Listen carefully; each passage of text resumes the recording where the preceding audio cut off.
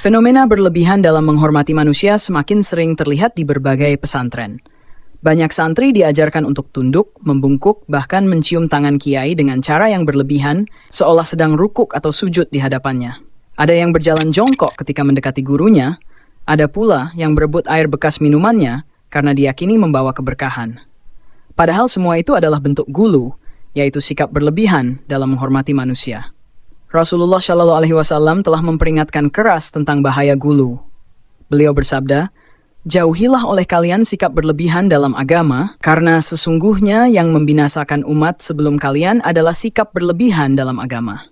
Sikap gulu seperti ini bertentangan dengan tauhid yang diajarkan Nabi Muhammad Shallallahu Alaihi Wasallam. Beliau tidak pernah mengajarkan umatnya untuk rukuk atau sujud kepada sesama manusia. Ketika seorang sahabat ingin sujud kepada Nabi karena melihat orang di negeri Syam sujud kepada pemimpinnya, Nabi langsung melarang keras. Beliau bersabda, "Tidak pantas seorang manusia bersujud kepada manusia lainnya." Hadis ini jelas menunjukkan bahwa rukuk dan sujud hanya boleh dilakukan kepada Allah Subhanahu wa Ta'ala, bukan kepada siapapun, bahkan kepada orang yang sangat mulia sekalipun. Sayangnya, sebagian pesantren justru menjadikan bentuk penghormatan berlebihan ini sebagai tradisi dan simbol kesopanan.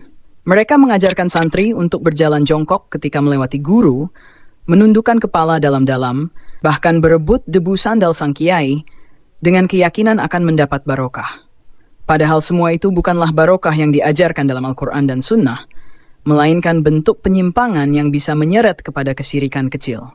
Rasulullah Shallallahu Alaihi Wasallam yang merupakan manusia paling mulia tidak pernah membiarkan sahabatnya bersujud kepadanya. Beliau bersabda, "Janganlah kalian memujiku secara berlebihan, sebagaimana orang-orang Nasrani memuji Isa putra Maryam. Aku hanyalah seorang hamba, maka katakanlah hamba Allah dan Rasul-Nya." Nabi mengajarkan kepada kita untuk menempatkan penghormatan pada batas yang wajar.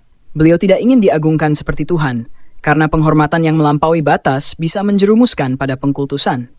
Dan pengkultusan itulah yang menjadi sebab kesesatan umat terdahulu, termasuk kaum Nasrani yang akhirnya menyembah Isa putra Maryam. Sungguh disayangkan ketika di zaman ini banyak oknum kiai dan gus justru membiarkan muridnya memperlakukan mereka seolah suci.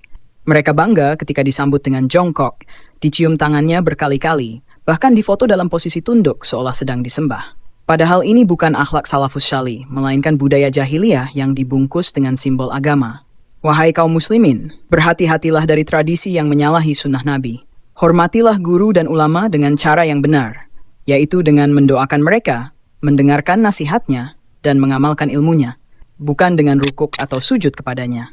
Kemuliaan seorang guru bukan pada tunduknya murid, tetapi pada keikhlasan dalam mengajarkan kebenaran. Allah Subhanahu wa Ta'ala berfirman dalam surah Al-Kahfi ayat 110, "Katakanlah, sesungguhnya aku hanyalah manusia seperti kalian yang diwahyukan kepadaku." Jika Nabi saja menegaskan dirinya manusia biasa, maka siapapun selain Nabi lebih tidak pantas dimuliakan secara berlebihan.